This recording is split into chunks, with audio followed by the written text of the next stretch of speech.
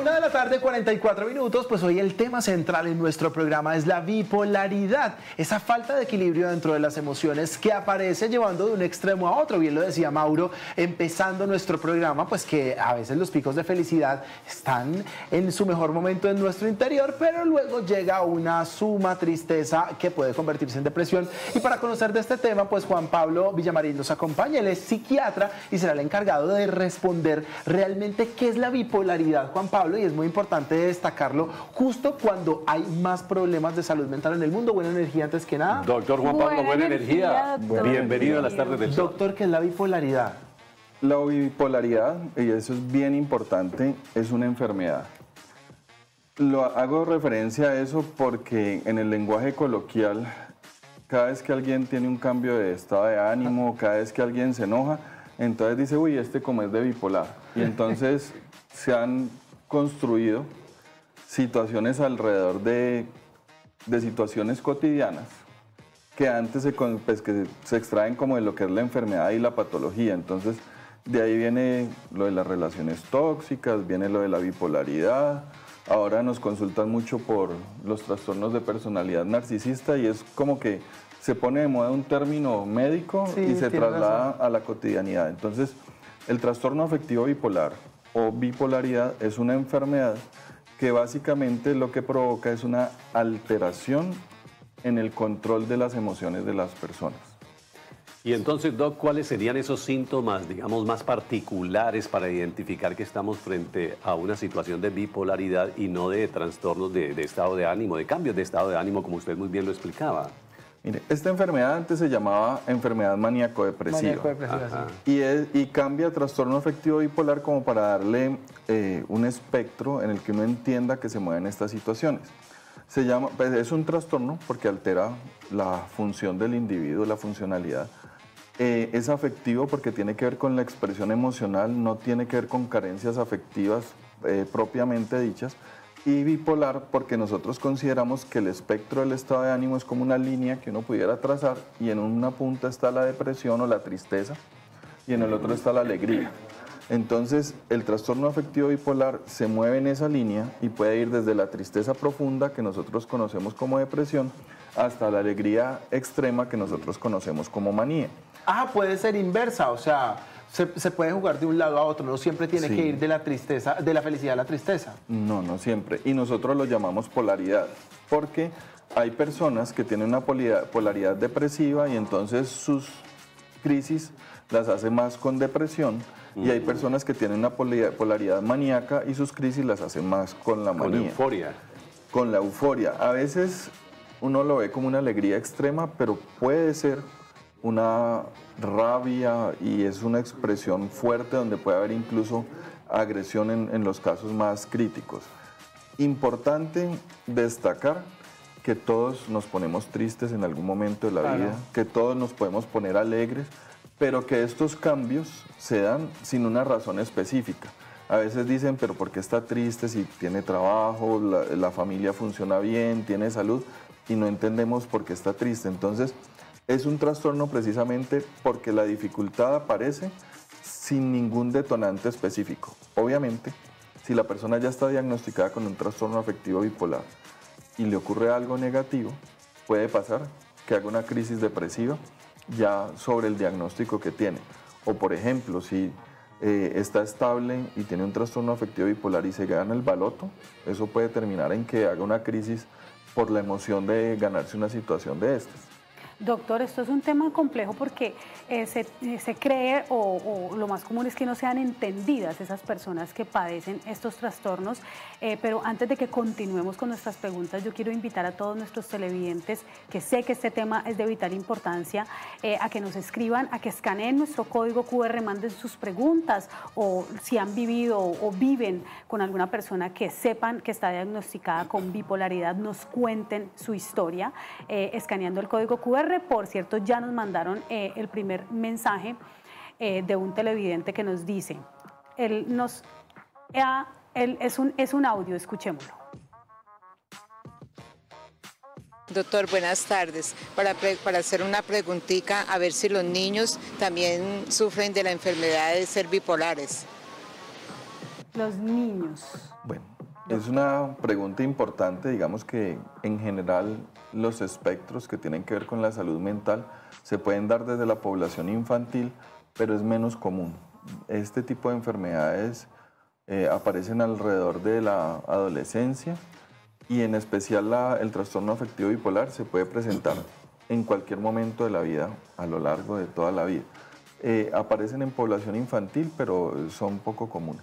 Doctor, cuando uno habla de las hormonas de la felicidad, hablando puntualmente de la serotonina, y una persona que sufre el trastorno de bipolaridad o de la enfermedad, como lo ha determinado usted, ¿eso significa que no está produciendo la cantidad de hormonas o que en algún momento se le disparan mucho? ¿Qué ocurre interior o al interior de una persona o en el cerebro de una persona que tiene bipolaridad? Bueno, alrededor de eso hay muchas teorías.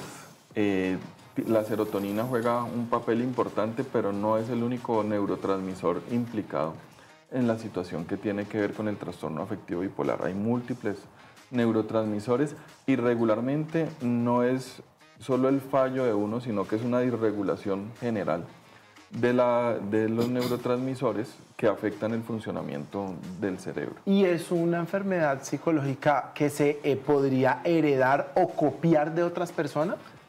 Se puede heredar, es hereditaria. Hay un paquete genético donde hay genes que se transmiten de generación a generación, pero puede saltar generaciones. Y esto implica que si mi papá tiene un trastorno afectivo bipolar, yo tengo un chance de tener trastorno afectivo bipolar, pero además comparte genes con la esquizofrenia. Entonces los padres bipolares pueden tener hijos con esquizofrenia o los padres con esquizofrenia pueden tener hijos con trastorno afectivo bipolar.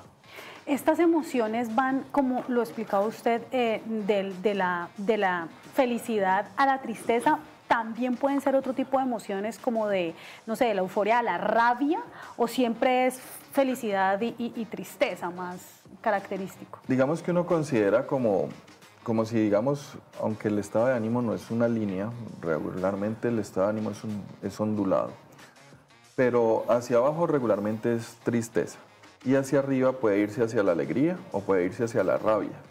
Entonces un paciente con un trastorno afectivo bipolar que no haga la euforia, sino que haga rabia, es un paciente que en alguna situación puede llegar a ser potencialmente violento. Esas serían como las variantes, no es lo más común, pero puede llegar a pasar. Y el no ser entendidos muchas veces por su familia, por sus amigos, por las personas que están alrededor de ellos, los puede llevar más a esa depresión. Supondría uno que el ver que no los logran entender, que ni ellos mismos logran entender lo que están viviendo, los puede llevar más a un cuadro depresivo.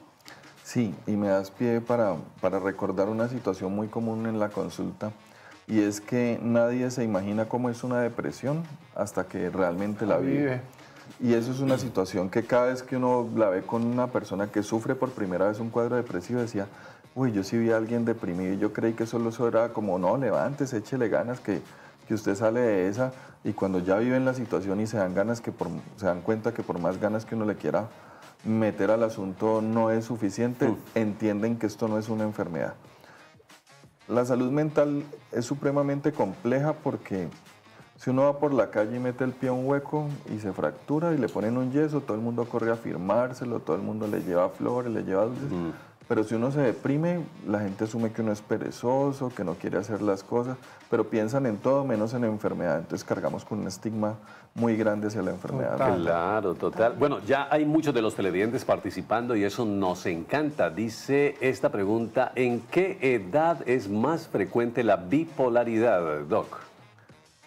En general uno ve que alrededor de la adolescencia y al principio de la edad adulta joven aparecen los síntomas, pero como les decía ahora se puede presentar alrededor de toda la vida. Ha habido casos donde personas completamente funcionales a lo largo de la vida, alrededor de los 60, 65 años, hacen un primer cuadro de manía y pues tiene uno que pensar en la posibilidad de que hizo una demencia o que hizo un trastorno afectivo. ¿En niños se puede presentar también la bipolaridad? En niños se puede presentar, es poco frecuente, pero en niños se puede presentar.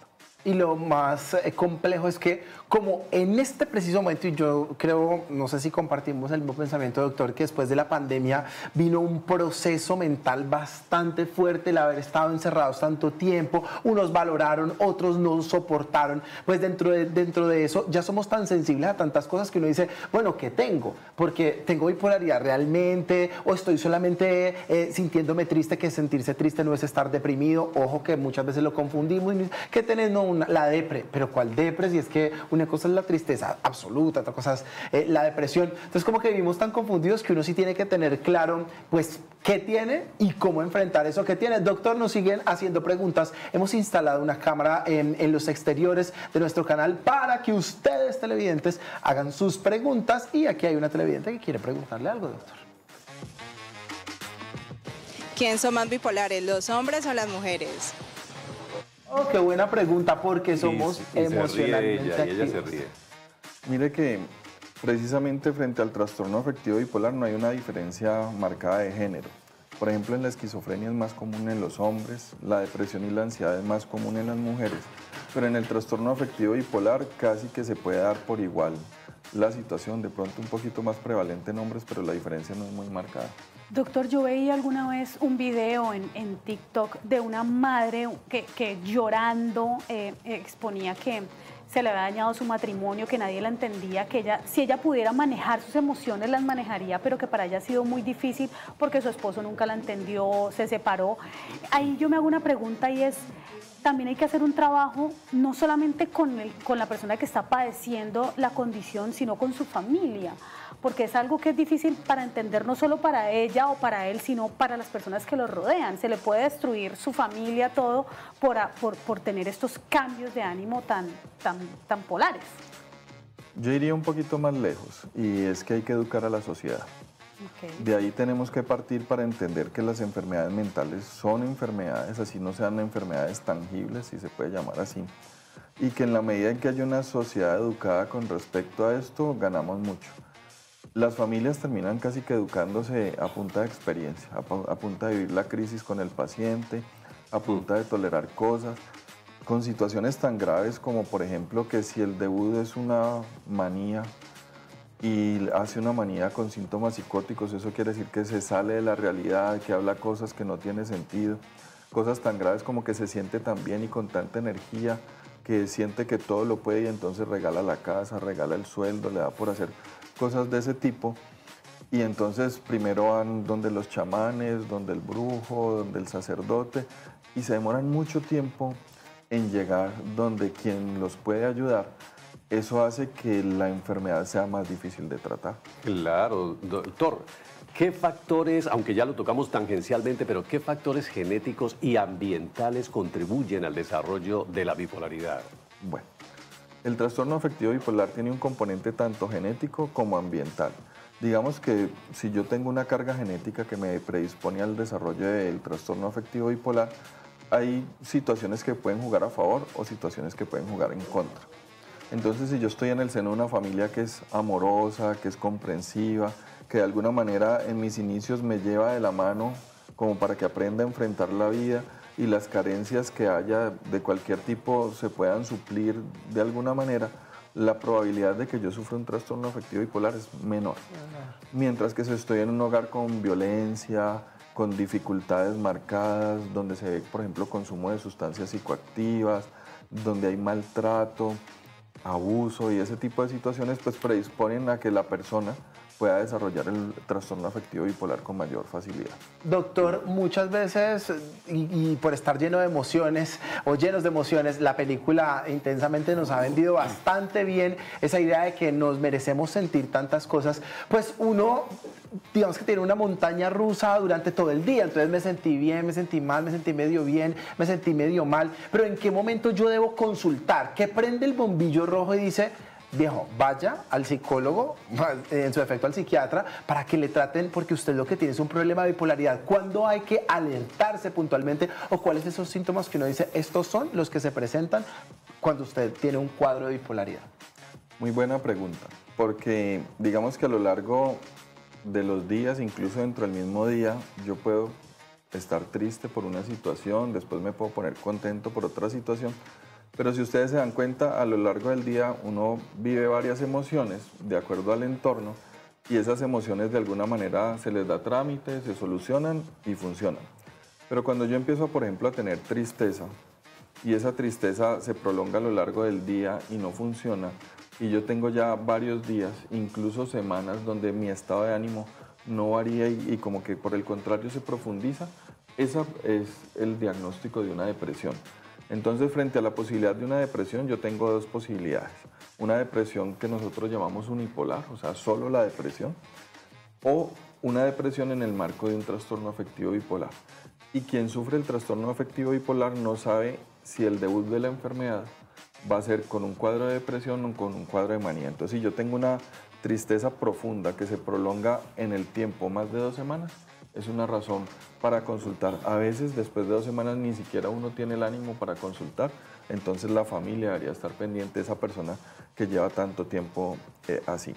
Lo otro, para el cuadro de la manía, es una cuestión mucho más notoria porque hay una aceleración del pensamiento, hay una aceleración en casi todas las actividades y uno tiene un cambio drástico en su comportamiento donde empieza a expresar una serie de situaciones que antes no había expresado. Entonces, frente a un cambio de comportamiento abrupto, la recomendación es que la familia lo ayude a consultar porque en la manía el paciente regularmente no va a consultar por su propia cuenta.